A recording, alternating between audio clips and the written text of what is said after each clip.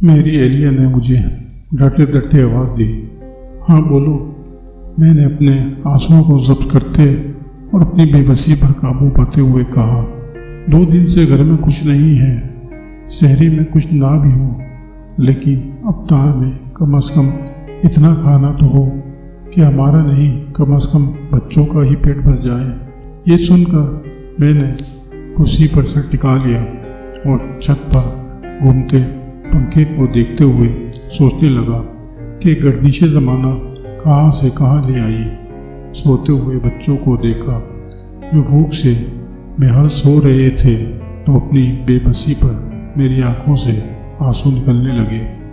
میں نہیں چاہتا تھا کہ میرے یہ آنسو میری بیوی بھی دیکھے۔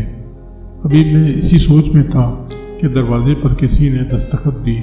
جلدی آنسو پوچھے اور دروازے پر پہنچا۔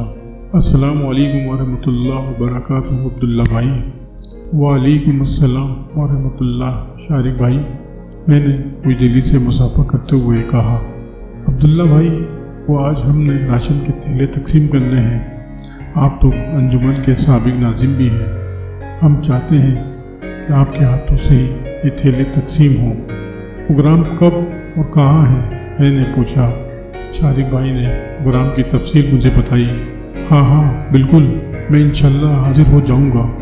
واپس گھر میں داخل ہوا تو اہلیہ نے پوچھا، کون تھا؟ انجمن کے ایک دوست تھے شارق بھائی۔ خیریت تو ہے؟ اہلیہ نے پوچھا۔ ہاں خیریت ہے، محلے میں راشن تقسیم کرنا ہے، میں نے دبے الفاظوں میں کہا۔ دیکھیں اللہ نے کیسی مدد کی ہے ہماری، بس تو ایک راشن کا تھیلا آپ بھی لے آئیے گا۔ میری اہلیہ کے چہرے پر امید کی ایک چمک آئی۔ کیسے لے آئیے گا؟ میں وہاں راشن تقسیم کرنے جا رہا ہوں باحثیت مہمان کے۔ میں ان سے کہوں کہ بھائی میرے گھر میں بھی 2 دن سے کچھ نہیں پکا، میرے گھر میں راشن نہیں ہے، ایک تھیلا مجھے بھی دے دو۔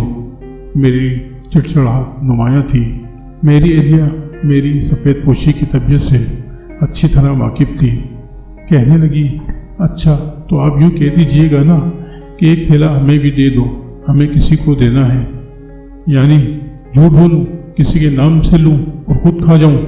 میں نے کچھ سخت لہجے میں کہا۔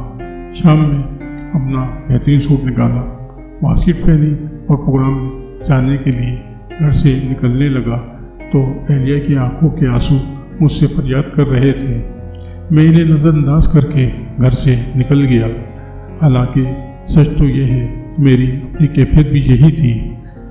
پروگرام میں پہنچا تو کرسی صدارت پیش کی گئی، مجھ سے بھی خطاب کا کہا گیا۔ میں نے اپنے گفتگو کی اور مجمع سے خطاب کیا۔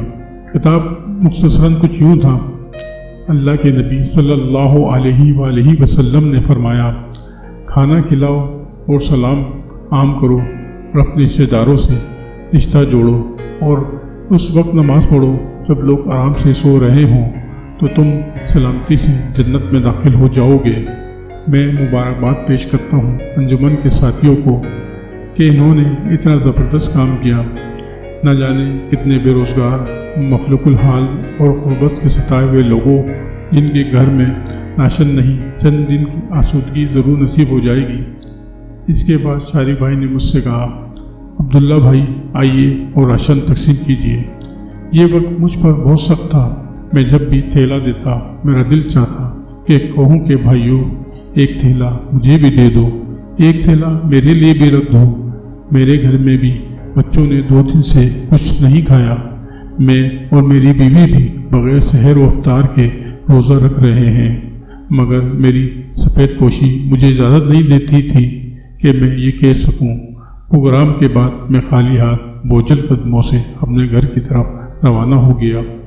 گھر پہنچا تو اہلیہ کی آنکھوں میں امید جگمگا رہی تھی، لیکن خالی ہاتھوں کو دیکھ کر اس کی آنکھیں پھر سے برسنے لگیں اور میں نڈھال ہو کر کرسی پہ ٹھہر گیا۔ دوستو، یہ ایک سچی کہانی ہے، نام مصلحتاً تبدیل کر دیے گئے ہیں۔ آس پاس دیکھیے بہت سے سفید پوش ہیں جو زبان سے کہہ نہیں پاتے، ان کی سفید پوشی کا بھرم رکھیے، اور آپ اگر اپنے ساتھیوں کے حالات زندگی سے ہی غافل ہیں تو حیرت ہے آپ ویلفیئر کا کام کیسے کر سکتے ہیں۔ پہلے اپنے آس پاس عزیز و اقارب کو دیکھیے، لوگوں کی رقم آپ کے پاس امانت ہے۔ سب سے پہلے اپنے سگے بہن بھائیوں میں دیکھیے، پھر اپنے قریبی رشتہ داروں میں دیکھیے، پھر اپنے پڑوس میں کہ کہیں وہ اور ان کے بچے بھوکے تو نہیں سو رہے، انہوں نے بھی تو اپنا سفید پوشی کا پرام تو نہیں رکھا ہوا۔ اپنے محلے کی مسجد و مدرسے میں دیکھیے، کیونکہ امام، مؤذن اور قاری حضرات کی تنخواہ اتنی قلیل ہوتی ہے کہ وہ اپنی سفید پوشی کی وجہ سے کچھ نہیں بھولتے۔ وہاں کے رہائشی طالب علم کو دیکھیے کہ کہیں نہ کہیں آپ کو حقیقی ضرورت مند ضرور مل جائیں گے۔ عزیز و اقارب جن میں سگے بہن بھائی بھی شامل ہیں، ان کو دینے سے آپ کو ڈبل اجر ملے گا، ایک آپ کو دینے کا اور دوسرا صلہ رحمی کا۔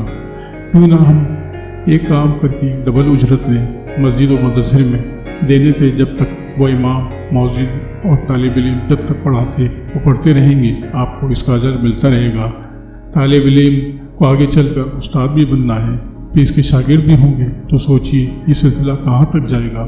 ہم اس دنیا سے چلے جائیں گے مگر اس سلسلہ تا قیامت تک چلتا رہے گا اور ہمیں کسی نہ کسی ذریعے سے اس کا اجر ملتا رہے گا۔